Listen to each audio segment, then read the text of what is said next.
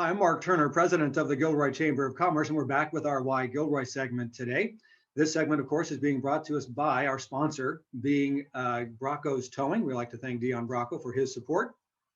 Today, we have with us Kim Ewertz. She is a freelance writer, and she's been writing for over 30 years. She contributes to the Gilroy Dispatch and also to GMHToday. Now, Kim is also an author of a book entitled Family Redefined. It's a childhood reflection on the impact of divorce. Kim, welcome, and thanks for being with us today. Thank you, Mark. Thanks for having me on your show. Of course, glad that you could be here. Hey, tell us a little bit about yourself before we get started here. I think people would like to know more about you, so please tell us just a little bit more about yourself. Well, my family and I moved to California in 1998, September, because my husband does video production, and we felt this was the best place for him to utilize his talents. And we've been here ever since. We moved to Gilroy in 2012, and once we moved here, we knew we felt like we were back home again. So we've been here ever since and plan to stay here.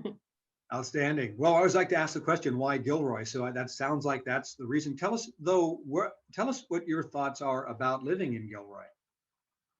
Gilroy just feels like home. It's so welcoming, and the neighbors were so kind once we first got here, and it just makes you want to give back to the community. So through my reporting and my writing, I've been able to immerse myself in the community and get to know so many individuals and so many organizations, and there is no more generous community than Gilroy.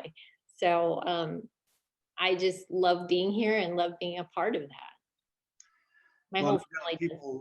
I say no doubt people recognize your name from the various articles that you've written for, again, both for the Dispatch and for GMHToday. I am, though, intrigued by your book.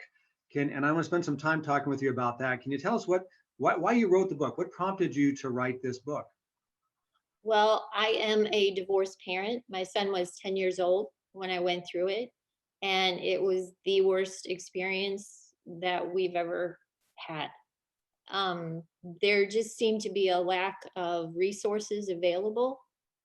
And so over the years, I've always wanted to add a resource for divorced parents and their children. And I came up with the idea of a book, but I wasn't sure how to go about it. And then I realized, well, my strengths lie as a journalist and telling other people's stories. So I interviewed 10 individuals who are adults now, but have gone through their parents' divorce. And so each chapter details their lives and the impact that the divorce had on them. From some are as young as 5, one is 10 months old. So we have a variety of ages of when, divorce hit their lives, and it takes you all the way up through, including, their current, where they are right now. And I think that's what's missing in the market for, the books out there about divorce is there's no one's giving the child the opportunity to tell, what it was like from their perspective. So. Yeah, I appreciate that. And I think when you and I were talking a little earlier, you had mentioned that even you have one of the chapters is based on an individual who experienced his parents' divorce when he was in his mid-20s. Yes. In your research and your interviews, what have you discovered between someone, say, maybe as young as 6, 7, 8, 10 years old versus the individual who was in his mid-20s? Is there a difference in how they interpret that experience? There's always a difference, for each child it's different, but there are so many factors that are the same, and there's always a negative impact. It doesn't have to overshadow their life, but unfortunately many times it does if they're not given the proper guidance throughout that journey. So in addition to the 10 individuals I interviewed, I also interviewed a number of marriage and family therapists, and they, throughout each chapter, provide invaluable knowledge to, to parents reading the book, to help them through their journey and help their children. But all the therapists agree that it is going to have an impact, a negative impact on a child's life, no matter what the age of that child, because as one explained it, it's the death of it's they're going to go through a grieving process because divorce is the death of the family unit. So those children have to grieve that loss.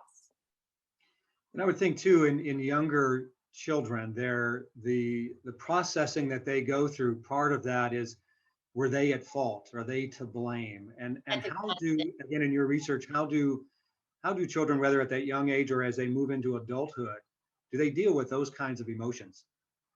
Well, that is a definite constant that all children feel, because as the experts explained, a child world is very it's sort of a selfish world because it's all about them. So when their parents explain that, mom and dad are no longer going to stay together, they immediately feel it's because of them. It's their fault, because everything revolves around them. So immediately they assume that guilt.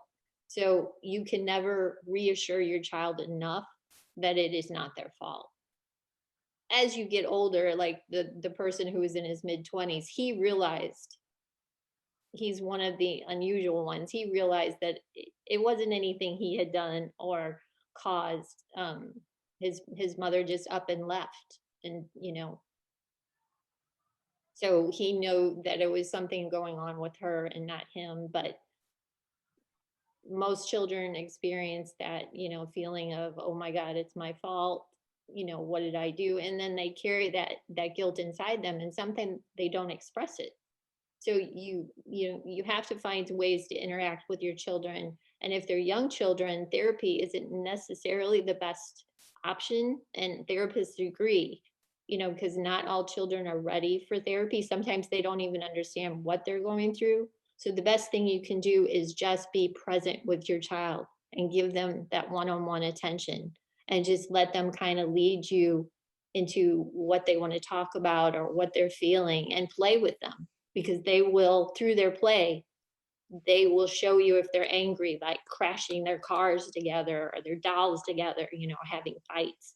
So you can really read your child better than anybody. So just give them you. Yeah, and that, boy, that is an interesting, in your research, very interesting to see that, because oftentimes I think we automatically think, hey, we just need to get them some outside help and support. And certainly at some point in their life, that's necessary. It sounds like, based on what you're saying. So I have two questions. One being, uh, is there an age that you would recommend, again, based on your research, that a child might then do better in counseling? And number two, there's obviously got to be some resources available for the parents if they have younger children. And there's maybe it isn't as good for them to be in counseling, but the parents need to get some help and some resources that would enable them to recognize the signs that you were just describing. And then they've got to kind of shift their mindset from whatever it is they're doing now, suddenly kind of into a parent counselor mode. So what resources are available? Well, your first question, what age? I don't think, from what I've gathered from all the experts, there's not a specific age. It's, you have to know your child, you know, and from the way their behavior, you have to understand their behavior. And if their behavior is showing you that they need help, then it is probably time for you to seek some sort of group counseling. Is usually the best way to introduce a child into counseling, rather than the one-on-one, because the younger they are, the harder it is. And there's a lot of times where a family was not very open to discussing their feelings or emotions. And for you to just shove a child into, the office of somebody and say, you're going to go talk to this person and tell them how you feel, they're going to do the opposite.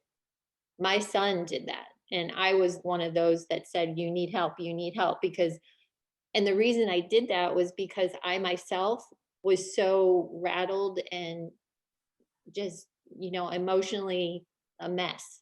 And I figured, I can't be there for you the way I should be as as a mom. So I'm going to get you help. But he didn't want that. He wanted the attention. He wanted the one-on-one time with me, and I was unaware of that. So yes, parents themselves, if your child doesn't seem like they're giving you signals that they need help, then you go get the help. You seek counseling, and it's out there virtually or in person. You can find people to, groups and organizations that will help you and guide you. And there's so many out there right now, so many more now than when I was going through it. So, so read your child and then seek help for yourself, because to reassure your child that you have that help, you have, support, you have friends, you have family members, you are going to handle this and take that responsibility off of your child, that they have to take care of mommy or daddy. That is one of the best gifts you can give your child during this difficult time. Of course, ultimately, the goal is to raise children that are capable of becoming healthy adults and being able to get through a lot of the challenges that they face as a result of that. So, well, Kimberly, this has been a great discussion. I really appreciate your time. If someone is interested in getting your book, what's the best way for them to do that? Well, there is a website. It's familyredefinedbook.com. From that website, you can be linked to Amazon. If you go directly to Amazon, you can just type in either the title of the book or my name, and that'll pop it up. But it's available also through Little Creek Press, which is my publisher. And again, those links are there on the familyredefinedbook.com website. And there's a way for you to contact me from that website if you have questions or, want additional resources to help you through this time. And I encourage everyone to do that. So yeah. Okay, very good. Well, Kim, thanks again for being with us. I appreciate your time this afternoon. I'm Mark Turner, president of the Gilroy Chamber of Commerce. Thanks for joining us in our Why Gilroy segment.